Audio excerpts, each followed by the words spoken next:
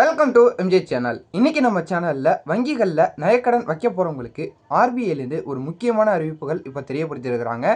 So already பார்த்தீங்கன்னா ஆர்பிஐலேருந்து ஒரு சில புதிய விதிமுறைகள் பார்த்தீங்கன்னா இப்போ கொண்டு வந்திருந்தாங்க. அதை தொடர்ந்து இந்த வரக்கூடிய இந்த ஜூன் மாதத்துலேருந்து பார்த்தீங்கன்னா நகைக்கடன் யார் யாரெல்லாம் வாங்க போகிறாங்களோ அவங்களுக்கு மேலே சிக்கல் ஏற்படுத்துகிற வகையில் பார்த்தீங்கன்னா ஒரு சில புதிய தகவல் பார்த்தீங்கன்னா இப்போ வெளியிட்டிருக்கிறாங்க. இந்த புதிய விதிமுறைகள்னால ஏழை எளிய மக்கள், நடுத்தர மக்கள் பாதிக்கப்படுறாங்க அப்படிங்கக்கூடிய வகையில் ஸோ எல்லாருமே பார்த்தீங்கன்னா இந்த புதிய விதிமுறைகளை திரும்ப எடுத்துக்கணும். ஆர்பிஐ பார்த்தீங்கன்னா இந்த புதிய விதிமுறைகளை கேன்சல் பண்ணணும் அப்படின்னு சொல்லிட்டு நிறைய விதமான கோரிக்கைகள் வச்சுக்கிட்டு இருக்கிற அடிப்படையில் இப்போ பார்த்தீங்கன்னா இனிமேல் நகைக்கடன் வாங்குறதுல நிறைய விதமான சிக்கல்கள் இருக்குது அப்படின்னு சொல்லிட்டு தெரிய வந்திருக்குது. இதில் மெயினாக பார்க்க போகணுன்னா இனிமேல் எல்லாருக்குமே பார்த்தீங்கன்னா இந்த நகைக்கடன் வாங்க முடியாது. அதாவது பொதுத்துறை வங்கியாக இருக்கட்டும், கூட்டுறவு வங்கிகளாக இருக்கட்டும், எல்லாத்துலேயுமே பார்த்தீங்கன்னா இந்த நகைக்கடன் பெறுவதுங்கிறது பார்த்தீங்கன்னா ஒரு சிக்கல் அப்படின்னு சொல்லிட்டு பார்த்தீங்கன்னா தெரியப்படுத்தியிருக்கிறாங்க. ஸோ இதில் என்னென்ன சிக்கல் இருக்குது அப்படிங்கிறதெல்லாம் நம்ம வீடியோக்குள்ளே போய் டீட்டெயிலாக பார்த்துடலாம். ஸோ இந்த வீடியோவை ஸ்கிப் பண்ணாமல் ஃபுல்லாக பாருங்கள். நம்ம வீடியோக்குள்ளே போய் பார்க்கறதுக்கு முன்னாடி இந்த வீடியோ உங்களுக்கு பிடிச்சிருந்தா லைக் பண்ணிங்க. இப்போ தான் நம்ம சேனல் ஃபஸ்ட்டாக பார்க்குறீங்கன்னா சப்ஸ்கிரைப் பண்ணி பக்கத்தில் இருக்க பிள்ளைக்கான கிளிக் பண்ணி வச்சுங்க. வாங்க வீடியோக்குள்ளே போய் நம்ம டீட்டெயிலாக பார்த்துடலாம். ஸோ முன்னாடிலாம் பார்த்தீங்கன்னா நகைக்கடன் பெறுறதுங்கிறது பொதுத்துறை வங்கியாக இருக்கட்டும், கூட்டுறவு வங்கியாக இருக்கட்டும், ஸோ நம்ம டேரெக்டாக பார்த்தீங்கன்னா போயிட்டு நம்ம நகையை கொடுத்துட்டு ஸோ அப்ரைசல் பார்த்தீங்கன்னா அதை பார்த்தீங்கன்னா மதிப்பீடு பண்ணி அதுக்கான தொகையை பார்த்தீங்கன்னா கொடுத்துருவாங்க. இப்போ பார்த்தீங்கன்னா இந்த ஆர்பிஐடைய புதிய விதிமுறைகள்னால நீங்கள் நகைக்கடன் வைக்க போறீங்கன்னா அந்த நகைக்கான பில்லை பார்த்தீங்கன்னா இப்போ கேட்குறாங்க. இது உங்களுடைய நகை தானா இல்லை திருட்டு நகையா அப்படின்னு செக் பண்ணுறதுக்காக இந்த நகைக்கான ரெசிப்டை பார்த்தீங்கன்னா கேட்குறாங்க.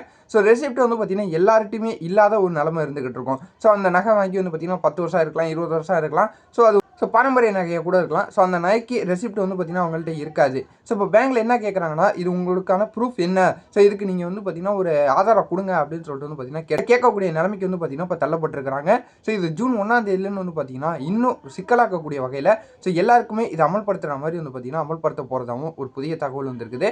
ஸோ இன்னொரு முக்கியமான ஒரு விஷயமா பார்க்க போகணும்னா ஆர்பிஐலேன்னு சொல்லியிருக்கிற மாதிரி ஒவ்வொரு பேங்க்லேயும் பார்த்தீங்கன்னா இந்த நகையை மதிப்பீடு பண்ணி அவங்க எல்லா ப்ரூஃபையும் கரெக்டாக கொடுக்குறாங்க அப்படிங்கிற பட்சத்தில் ஸோ அவங்களால வட்டியும் அசலையும் பார்த்தீங்கன்னா மாதம் மாதம் கட்ட முடியுமா அப்படின்னு சொல்லிட்டு செக் பண்ணுங்கள். அவங்களால கட்ட முடியாது அப்படின்னா அவங்களுக்கு பார்த்தீங்கன்னா நீங்கள் நகைக்கடன் தர வேணாம் அப்படின்னு சொல்லிட்டு பார்த்தீங்கன்னா ஆர்பிஐ சொல்லியிருக்கிறாங்க.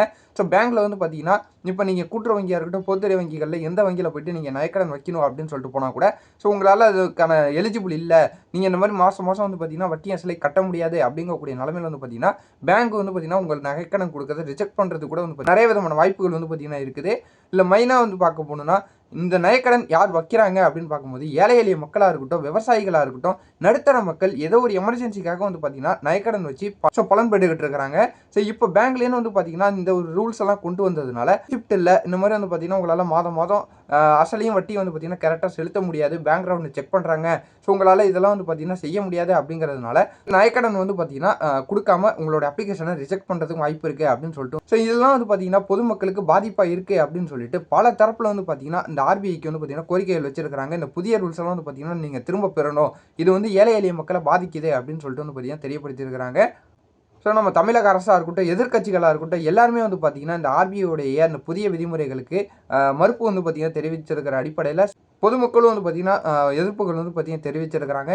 இந்த ஜூன் 1ஆம் தேதியிலேருந்து பார்த்தீங்கன்னா நகைக்கடன் யார் யாரெல்லாம் பெற போகிறாங்களோ அவங்களுக்கு ஒரு சிக்கல் ஏற்படுத்துகிற வகையில் இருக்க போகுது அப்படின்னு சொல்லிட்டு ஒரு தகவல் வந்துருக்குது. ஸோ இது போல் நீங்கள் பயனுள்ள தகவலை உடனுக்குடன் பார்த்து தெரிஞ்சுக்க நம்ம சேனலை சப்ஸ்கிரைப் பண்ணி தொடர்ந்து சப்போர்ட் பண்ணிக்கிட்டே இருங்க. இதே போல் நல்ல தகவல் நல்ல அப்டேட்டோட நான் உங்களை அடுத்தடுத்த வீடியோவில் பார்க்குறேன்.